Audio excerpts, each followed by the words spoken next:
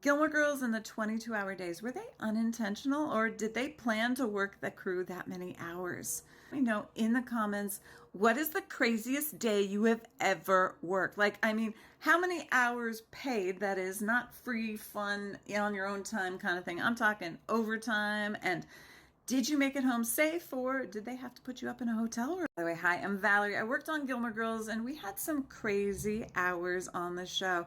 If you follow this comment back, you'll hear about every single one of the craziest days on Gilmore Girls that I experienced. But today we're going to talk about how did they budget for the time. If I'm remembering correctly, when it was a crazy day, they expected us to shoot at least 14 hours that day.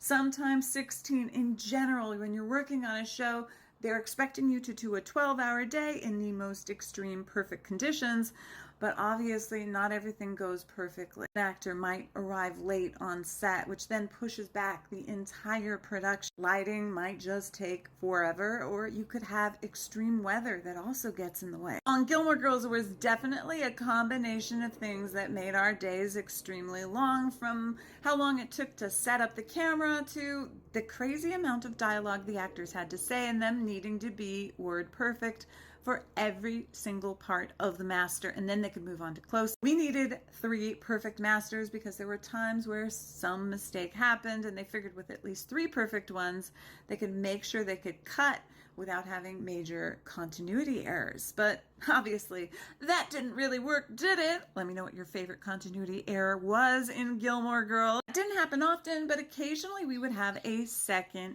unit.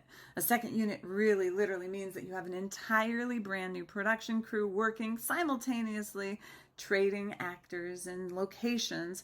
Usually we would be located in the same shooting location, although sometimes you might have someone located on the back lot and we would be located on stage. And on the rare occasion that film crew would be shooting on location at the same time we're shooting back at the lot. These second units were to alleviate having to have a 22-hour day, because then you could just push it off to another day. But sometimes that just wasn't possible due to the schedule. Also, it cost a lot of money, so they figured it was cheaper to pay the crew in overtime for 22 hours instead of just hiring another crew and shooting that work another day. Now, they could also add days to the production schedule, but generally speaking, that was actually more costly because you are renting spaces, you're renting equipment that is very costly. Gilmore Girls had a lot of very large scenes that just had so many moving parts and pieces, and they would balance the night work with day work earlier in the day, so that we would shoot a little bit of day work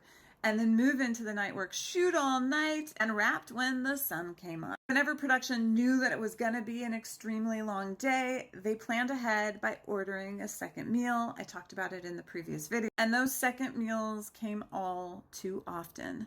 And back at the time that we were working on Gilmore Girls, it was right after a rule put in place called Brent's Rule. Brent Hirschman passed away after working an extremely long day, and the entire film business kind of rallied behind this movement of 12 hours on, 12 hours off.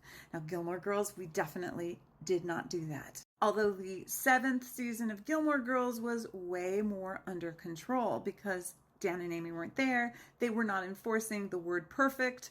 Although words should be said perfectly, there was a little bit of wiggle room during that 7th season.